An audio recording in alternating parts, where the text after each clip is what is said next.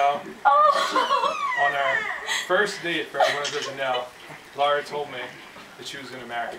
And on our second date, she told me that she loved me. And usually I think under any other circumstance I would have turned and ran away. And I maybe should have, but I'm just joking. I'm glad I didn't. I had a lot of time to reflect on it. Laura, stop putting your hand in front of your face. And I think I didn't run away, because deep down inside I knew I love her too, even from the second day. Every morning I wake up, I'm happy. And every night I go to sleep, I'm happy.